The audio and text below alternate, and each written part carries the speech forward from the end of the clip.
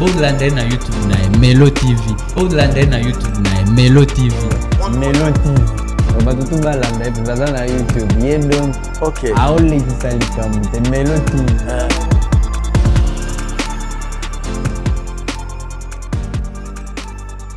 Bonjour à tous, c'est votre artiste, votre fils, votre frère Inosbi. Et je vous parle en direct de Malabo. Je suis en Guinée équatoriale. J'ai fait cette vidéo, en tout cas, c'est par rapport à tout ce qui se passe depuis mes récentes déclarations dans la conférence de presse que nous avons fait à Goma. Another one. Bienvenue dans la chaîne Nabino Melo TV. Je pense que vous avez la vidéo Oyo Inosbi Aotirotia et puis au moni la façon Oyo Azalaki abattu. En tout cas, maintenant on se pose la question qu'est-ce qui se passe? Qu'est-ce qui se passe? Et ça Oyo Tokolinga Toyeba. En tout cas, moi je pense que il est temps maintenant que Batu Oyo Pe Balingaka Inosbi Bobima Bo la qui ça soutient na bino et pas il y a Inosbi Oyo aza tellement abattu à sali sortie médiatique naie Oyo vraiment moi je trouve que il faut bisoper autolinara Inosbi na Goma Tobima to la qui ça soutient na Inosbi avant qu'il soit trop tard. Pourquoi na biboy message na Oyo Inosbi auto sala sikoyo tozobo yata ko interpréter en haut beto tchaba commentaire. Pourquoi? Parce que tozana bato moko baza vraiment bien déterminé pour na ko déformer message nyonso Inosbi azana katia koloba na média. Inosbi a sali sortie médiatique, je pense qu'il l'a fait en français pour que tu sois en mesure aussi d'écouter sans que une autre personne puisse venir t'interpréter pour toi. Donc nos bagages intellectuels vont nous permettre à ce que qu'on puisse écouter clairement ce que Inosbi a dit.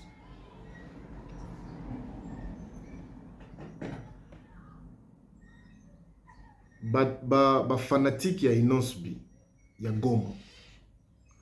En tout cas, je pense qu'il est temps Bobby Mapé bosala ba marche, bosala ba marche de soutien à Inosbi, bola qui s'appelle amour nabino envers Inosbi parce que apparemment notre frère est vraiment affecté. Et si nous le laissons comme ça, moi je pense que ça risque de tourner mal. Mokili alelo eza mokili ba stress, dépression na makambo ebele.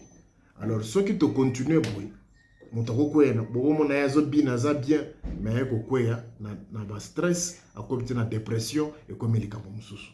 En tout cas moi je trouve que il faut tout là qui s'appelle soutien à Bisso envers cet artiste qui est assez combattu, qui est vraiment attaqué de gauche à droite dans kaka pour déstabiliser depuis à Komaki Kinshasa il est combattu. Alors soutien na ya makasi il fallait que bimana batunaye oyo akoli na bango na Goma soutien ndé fief na ye. Mais si koyo ba yebi comment déstabiliser un homme fort, c'est dans sa propre famille, dans sa propre fief.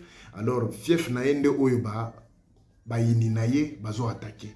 Alors bato na fief na ye bandimi pe message ya ba yini ya Inosbi yango lelo oyo nous avons affaire à bamakambo boy. Qu'est-ce qui se passe? Il faut to mituna nanu. Ezaka makambo inoso lobaka ou bien banda kozela ye ba attaquer. Qu'est-ce qui se passe? Ce que tu as les messages à Inosbi ou à Tindi bocho ta la vidéo wana on comprendre vraiment que non souci na ezala ki batu na ye na fief ba soutenir vision na ye ba déformer déjà message ya Inosbi o ya linga kialoba ba déformer déjà bazu ba propos na contexte na ngote ba po kaka ba nuire na Inosbi. Alors ba yebi ke non azalaka mutu pena ya parler direct bandai kozela bazwa ba parole na ye ba tourner contre ye na batu na ye na fief. En tout cas, je pense que le rognon se zala na réponse na je pense que batu nyonso oyo baza buzu problème ou bien buzu malentendu moko boye. Il faut que la moto à s'expliquer. Ils n'ont subi s'est expliqué. Ils n'ont subi à l'équipe na Bosolo na TV à expliquer à la vie pena bat oyo bayoka kinga bien te ba excusez nga par rapport à message ba jeune pe oyo ya Goma ba oyo baza ba journaliste vraiment ba jeune journaliste oyo baza vraiment ba jeune lokola biso na ngai na yo oyo baza na kati ya ko influencer o déstabiliser ndeko na yo ya Goma bango pe ba expliquer ki bino. En tout cas je ne sais pas si ko tala ki vidéo oyo mais moi je te conseillerais au tala vidéo oyo ya ba jeune oyo jeune lokola biso oyo basala beloba ki pe sur Inosbi concernant makambo oyo tozana ngo lelo oyo Inosbi alobeli lelo awo na fief na ye bato oyo ya koli na bango baza na kati ya ko déformer message na ye. En tout cas vraiment na kotikela o landa message wana landa na zozonga. Augustin, on va parler déjà de la culture de la zone. C'est vrai que l'actualité culturelle est bien dominée par l'artiste Inos, qui se produit à Goma déjà. C'est 30 juin et le 1er juillet. Dernièrement, dans sa conférence de presse, l'artiste est revenu sur certains points. À la question de savoir comment est-ce qu'il peut s'adresser au président rwandais. Il s'est abstenu, il a bien dit qu'il n'a pas bien sûr de message adressé au président rwandais. Il a dit d'ailleurs que les Rwandais sont nos frères. Et s'il est invité bien sûr au Rwanda pour un concert ou Karma pour un contrat, il peut y aller sans problème. Il y a des gens qui ont mal pris. Qui est mal vu qui est mal vu par rapport à d'autres personnes. Ouais, je pense que c'est de leur droit aussi, la liberté d'expression, la liberté d'opinion, et les garanties en République démocratique du Congo, c'est la preuve que quelqu'un peut avoir une opinion et quelqu'un d'autre peut avoir l'opinion contraire. Par contre, moi, ce que je ne trouve pas génial dans cette polémique, c'est le négativisme avec lequel beaucoup de gens ont décidé de prendre les propos de l'artiste, les transformer autour de beaucoup de mensonges pour vouloir nuire à l'événement que l'artiste veut mener, mais aussi à l'artiste lui-même. Il y a une certaine haine qui est montée, et moi c'est ça qui m'a un peu perturbé. Qu'il y ait des opinions qui s'opposent, c'est normal, le débat il est très important dans la société, mais qu'il y ait des propos à la limite la calomnie, des injures, le mensonge, j'ai trouvé ça un peu exagéré, et voilà, c'est l'avis que j'ai eu sur cette sortie médiatique de Inosbi, qu'il a tenté d'ailleurs d'éclaircir. Bon, jusque-là encore, l'éclaircissement a fait encore plus de buzz que Maglobez lui-même. Voilà, alors déjà, je vais revenir sur ce tweet de l'artiste. Il a d'ailleurs retweeté le propos de une publication du journal Afrique TV5 Monde, qui a bien publié hier, Inosbi refuse de s'associer à une campagne dénonçant la situation sécuritaire dans l'est du pays. Il paraît que les gens sont en train de sortir dans les contextes. Heureusement que tu l'as bien compris. Ou ça, c'est les Swahili qui les avaient compliqué au départ. Alors, je pense qu'il y a une mauvaise foi. À mon avis, il y a une mauvaise foi de part et d'autre. Il y a une mauvaise foi d'abord de la part du journaliste lui-même qui a monté l'élément. Parce que si vous suivez bien cet élément est à charge. Parce que normalement, quand on est journaliste et qu'on réalise un reportage dossier sur ce genre de propos, on ne devait pas avoir que Inosbi qui parle de sa version et 3-4 personnes qui viennent contredire sa version. On devrait équilibrer normalement les opinions dans ce reportage. Ça, je trouvais que TV5, c'est TV5 ou je sais pas, ils ont bâclé. Ils ont bâclé ce reportage à ce point-là. Deuxièmement, nous vivons tous à Goma. Qui parmi vous a vu cette manifestation qu'on a filmée, qu'on a diffusée ce reportage? Qui l'a vu? Moi, je n'ai jamais vu les gens manifester contre le concert de Inosbi à Goma. Je suppose que c'est un coup monté. Pour moi, c'est un coup monté contre cet artiste qui n'a rien dit de mauvais, qui n'a fait que dire qu'il ne s'aligne pas derrière une campagne Rwanda est ce qu'il est. Voilà. D'ailleurs, il a dit. C'est dans sa liberté normalement. Voilà. D'ailleurs, il vient encore de les dire sur Twitter. Ceux qui vous ont rassemblé ces petits extraits et vous ont fait juste la traduction ont sorti mes propos de leur contexte. Et tous ceux qui s'opposent à mon opinion dans ces reportages sont juste manipulés par mes détracteurs et n'ont rien compris de mon message. Je suis loin d'être fou. D'ailleurs, donc lui, il s'est dit qu'il y a des gens cachés derrière ça. Il y a aussi un DJ à Kinshasa qui lui a dit il faut que tu retires tes propos. Pourquoi? Pourquoi il retirait ses propos? J'imagine le décret. Il dit, dans sa liberté, je ne vais pas m'associer à la campagne Rwanda est ce qu'il est. Il dit, dans ma liberté, si le gouvernement rwandais me propose, sinon pas le gouvernement, si un producteur me propose un concert au Rwanda, un producteur lambda, je viens, je joue. Parce que moi, je n'ai pas de problème avec le public rwandais. Qu'est-ce qu'il a dit de mauvais aussi à ce côté-là? Il dit, normalement, le problème n'est pas chez le voisin, il est chez nous. Quand le voisin va déranger chez toi, tu t'organises pour le frapper et le mettre en dehors de ton pays. Normalement, nous devons nous concentrer sur la réaction du gouvernement congolais que de continuer à rester à se lamenter sur comment ils appellent ça en français, sur l'agression du Rwanda. Parce que cette agression du Rwanda, oui, il arrive et puis nous, comment on agit? On pleure, on va sur les sociaux, on dit Rwanda skilling, qu'est-ce qu'on fait exactement? Qu'est-ce que notre gouvernement est en train de faire? Qu'est-ce que l'armée est en train de faire pour que nous puissions gagner ce combat? Moi, je trouve qu'il y a une hospitalité n'a fait que dire ce que moi, personnellement, et je pense qu'il y a aussi beaucoup de gens qui pensent comme moi, on pensait que, actuellement, le problème, il n'est plus du côté du Rwanda, il est aussi du côté de la RDC. Nous devons être aussi sérieux dans ce que nous faisons comme combat pour arriver à finir cette insécurité. Et puis, normalement, si on va dans les choses clairement, il n'a pas dit que le Rwanda n'agresse pas la RDC. Voilà. Il a dit qu'il n'est pas l'ami de Paul Kagame. Il n'est pas l'homologue de Paul Kagame. Il ne sait pas par quel canal il va adresser un message à Paul Kagame. Ça, c'est vrai. Qu'est-ce qui dit que les caméras qui étaient là, les images sont arrivées chez Paul Kagame et qu'il a suivi? Voilà. Alors, Augustin, le rendez-vous prévu pour les grands rendez-vous, c'est pour ces 30 juin. D'abord, on va fêter l'indépendance avec les jeunes leaders à Serena Hotel. Ouais. Et puis après, j'ai appris. Et après le 1er juillet. Et après, il sera au stade Le Volcan. Le 1er juillet. C'est là, ils ont dit, selon quelques sources, que le gouverneur a annulé les concerts de Nusbu. Jusque-là, c'est pas encore vérifié et je pense que le gouverneur est suffisamment intelligent pour annuler un concert parce qu'on a rassemblé 3 petits messieurs dans un coin, on les a filmés avec des petits papiers pour dire qu'ils ont manifesté. Moi, j'ai suivi le reportage. Voilà. Donc j'ai vu ce qu'il y a, c'est à la limite ridicule. Voilà. J'ai un énorme respect pour les journalistes qui ont signé ce reportage, mais à la limite, je trouve un tout petit peu ridicule. Ou soit vous parlez de la sorte parce que vous êtes fan d'Inosbi ou parce que vous êtes aussi journaliste? Je ne le cache pas, je suis fan de sa musique, je suis son ami, c'est un garçon de Goma comme moi, c'est un garçon qui réussit dans cette ville comme nous tous ici. Je pense que nous sommes des étoiles pour cette ville et Inosbi c'est aussi une de nos étoiles qui a beaucoup plus brillé et moi j'ai comme un devoir moral de soutenir les positifs. Je ne laisserai pas les gens dire du négatif sur ce jeune homme. Parce que pour moi, normalement, il y a un gros mensonge qui est sorti dans les propos de celui qu'on a interviewé dans le reportage comme militant, je crois, de mouvement citoyen. Il a dit, Inosbi a un manager rwandais. C'est fou. Son manager, c'est Prince, c'est son grand frère. Voilà. Je pense qu'on a des messages là. Na kati wana au mona peke bazoloba batu makambo au moins 80% makambo batu oyo ba eni balobi ke Inosbi alobi eza yango te. Donc c'est-à-dire eza message wana te, eza ka message oyo ba def batu, c'est-à-dire des personnes manipulées. Baye na ba télévision lokola ba Big Zaga yaki na télévision pour aloba. Il doit seulement s'exprimer sur quelque chose qu'il n'a même pas maîtrisé. Ayebi ata iloko alinga lobate. Oh Inosbi azo soutenir Rwanda. Est-ce que na message à Inosbi y a-t-il un sika oyo ou bien une parole qui prouve que Inosbi azo soutenir Rwanda? Bandeko babolingo. Nous devons faire la part des choses. Ceux qui ont Inosbi, il dit que non, on peut accuser par défaut sur Bakambo yo.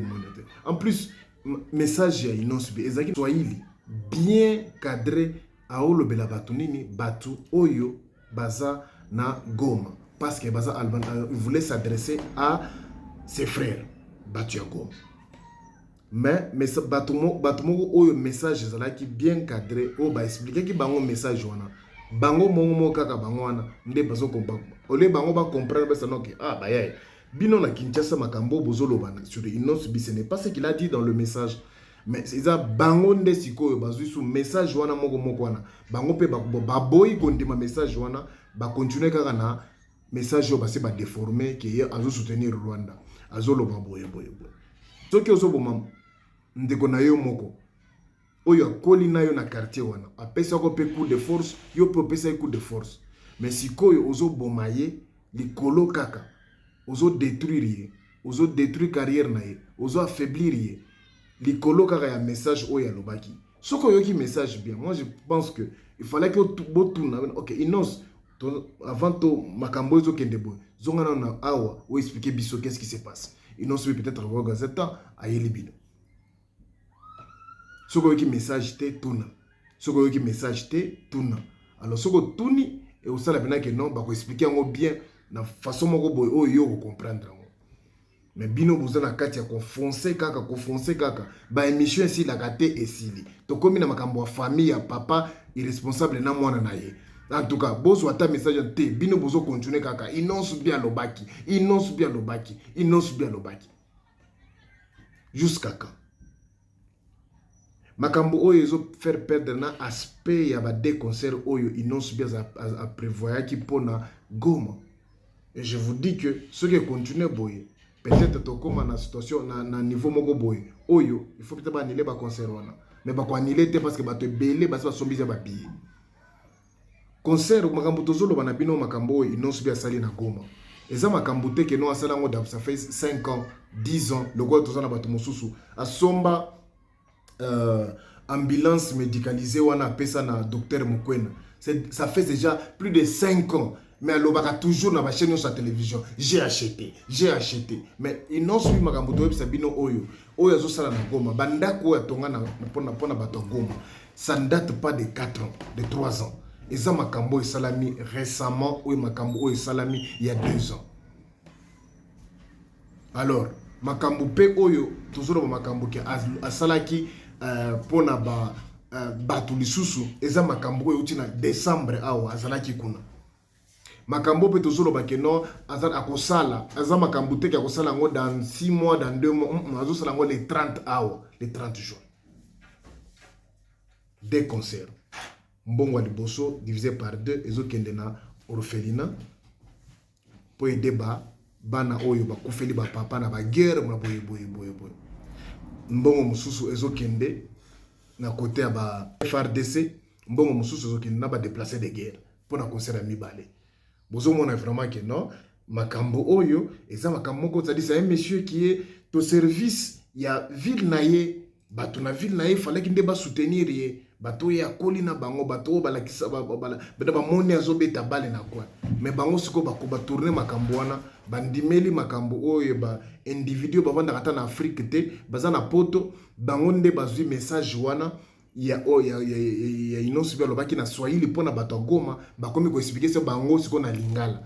Ce qui me fait mal, c'est que je n'arrive pas à comprendre. Moi bino bokotika mutu oyo lobaka Swahili te a expliquer yo likambo na lingala ya Swahili oyo ayoka kite. Ayoki Swahili te mais c'est lui qui est maintenant en mesure de vous expliquer maintenant cette l'histoire ou bien les conférences de presse salamaki na Swahili pona bino bato Goma bolobaka Swahili. Influence na bango et kweli bino comme gondima ce qui fait que ils ont influence peut-être ils ont batu oyo baza na ba media na Goma nde batu oyo baza sell out c'est-à-dire batu oyo bandimeli batu ba pesi bango ba mbongo ba déstabiliser Inosbi. Encore une fois na lo banabino pour abattre un homme fort on attaque sa propre famille. Sa propre famille, ils ont raté bato koli bato maman na yo papa na yo. Ils appellent bato oyo. Ya bisika yo uti fief na yo, ils appellent famille na yo.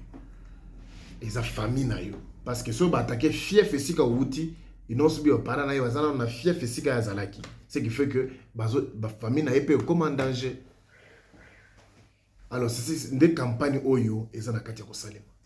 Alors, bah comme quoi attaquer, ils n'ont subi na fief na ye. Bah toi fief na ye fallait qu'il déballe. Ok, bah y'a. To ebi que non bino vous avez d'abord les bandes, vous attendre à Goma te, vous comprendre le message oté. Bon, quand bien même qu'il a dit ceci, biso waza ya biso to défendre nanu, to biso to aussi dans la famille, na kati. Mte. Mais ça bino nde sikoyo, beaucoup mo siko ko aider ba oyo baza libanda, oyo ya mboka. Ba kino oyo pe de kino oyo baza ba illettré ba beta comment soki nde nini bango nde bino nde bokomo ko enrichir bango na beaucoup plus des explications concernant Inosbi pour na ko combattre kaka Inosbi. Surtout côté ma musique bien au monde pena que non vraiment ata musicien moko te ya succès auta pena na Goma pena côté na bino na Goma muta ata artiste moko te auta na Goma kuna o pena sala succès o azosala makambo o Inosbi azosala lelo.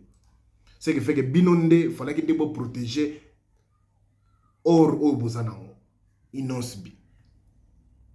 Il est déjà combattu à Kinshasa. Mais si ko bino a commis na Kinshasa, combattu là, c'est ressources chez Bino. Bino peut beaucoup combattre. Je vous dis qu'un jour, vous allez apprendre que non, à ta fondation na IF, à Kolongolango na Est kuna, à Tchamata na Mboujima, je vous dis que les gens de Mboujima vont beaucoup l'apprécier. Si vous n'appréciez pas ce qu'il est en train de faire, demandez-nous des ressortissants de Mboujima. On va vous dire qui est qui et qui a déjà fait quoi en Mboujima. On a zéro. On n'a pas des artistes, même pas des hommes riches, c'est-à-dire des patrons là qu'on a de citer gauche à droite. Ils ne font absolument rien. On n'a pas de route en Mbujimayi. Mais Inosbi, makambozo sala, tongeli bino bandako bozaki boye. Volka et bimaki, batongi. Inosbi atongi bandako apesi bato. Même le peu qu'il fait là. artiste ni na Kinshasa sala ki bazo sala makambo ta oyo aider bo to ezate ke pona ko pesa kaka po epesa lengi pe ba filmer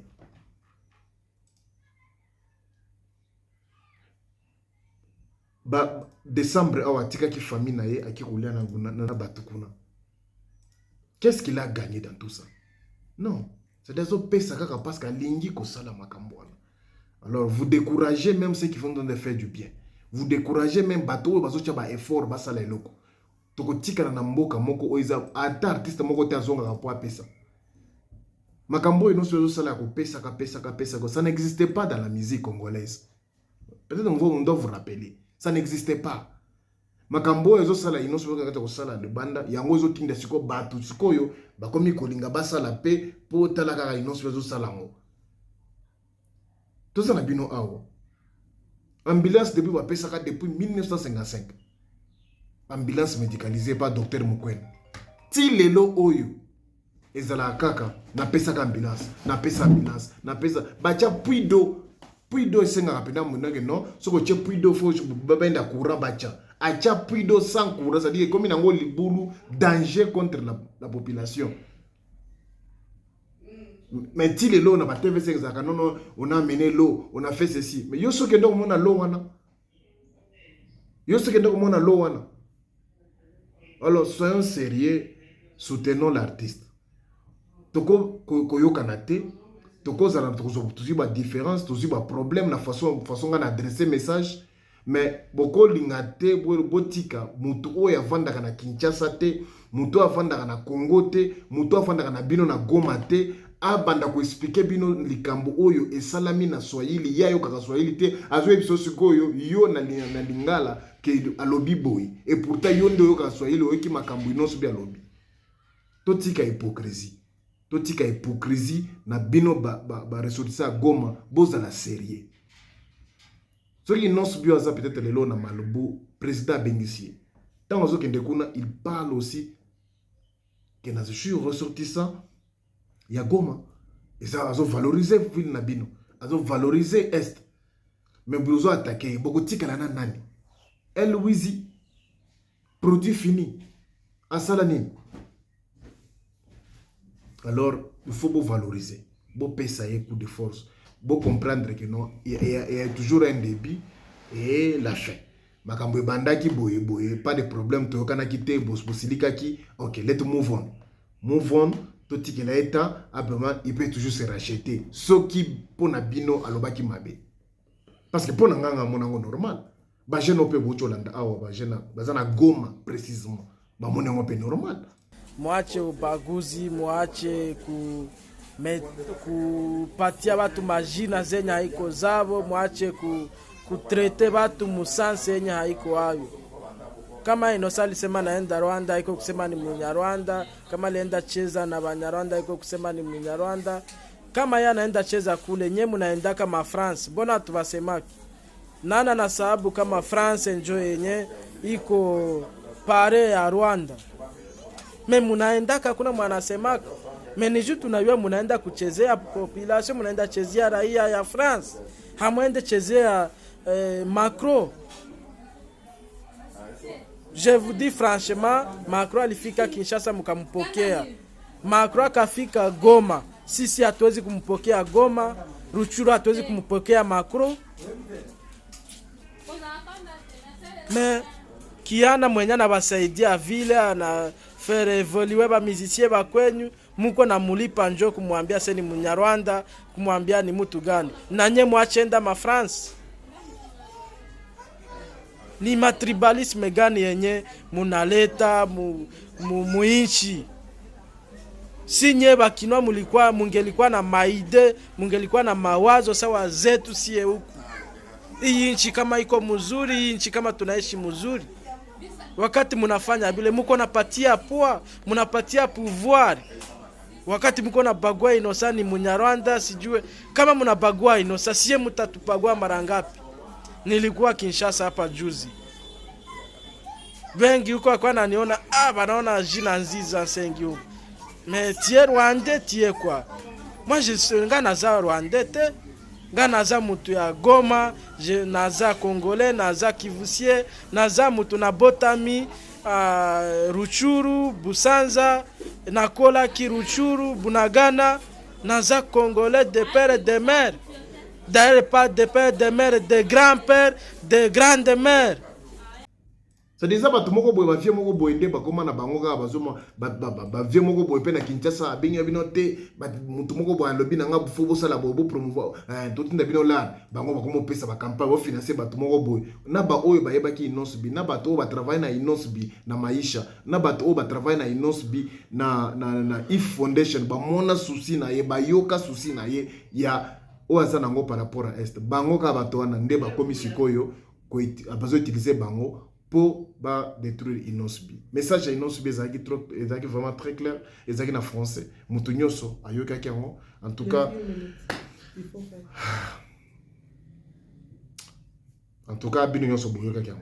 je suis très choqué parce que dès na jet privé, au moment qui déjà il était déjà abattu. Mais comme on a siko ndenga komi vraiment ça l'inga passé parce que ce n'est pas, il a même des larmes aux yeux. Ce n'est pas bien. Vous ne pouvez pas amener, critiquer une personne jusqu'à ce niveau-là, à comati, n'a pas souci à boy. Tout ça dans le monde, moko boy, bah stress ezali, monde alléluia, ça n'a pas stress, et ça n'a pas dépression, et ça n'a pas suicide. Vous évitez beaucoup de na dépression. Alors binonde beaucoup raté. Beaucoup de na dépression, mutu abandi à côté abandi abeli ou bien à côté ndaku, et comme ote Omoni à Kendari Kinshasa, il n'a pas pu. Non, il n'a pas pu. Toi, tu l'as soutenu. C'est toi qui l'as vilipendé partout. Et c'est toi maintenant qui est en train de dire oh non, non, c'est Simbité, à Kendaki Kuna, Botan. Bon. Binonde vous avez une décision na bino bozolinga ko soutenir yete. Pas de problème. Mais je vous dis que ceux qui n'ont pas été Tanzanie avant de na Tanzanie avant de na Swahili, vous allez les regretter. Vous allez dire encore qu'il nous a abandonnés. On l'a soutenu, il nous a abandonnés. Mais bino wana bien wana bozo na katia koloba. Bozo critiquer gauche droite chaque jour bozo critiquer. Boye. Encore une fois, pour abattre un homme fort, il faut toucher sa propre famille. Bino Batagoma, vous avez famille à Inosbi. En faisant ça, vous entendez vraiment de les tuer vivants.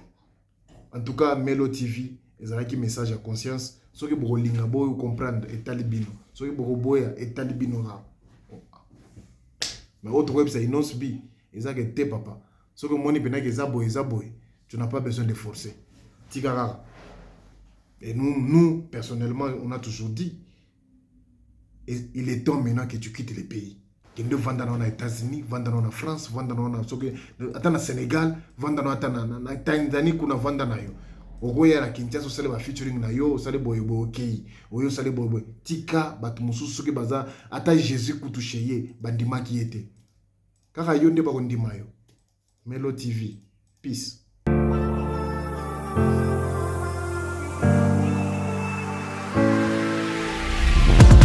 Boglander na YouTube na Melo TV. Boglander na YouTube na Melo TV.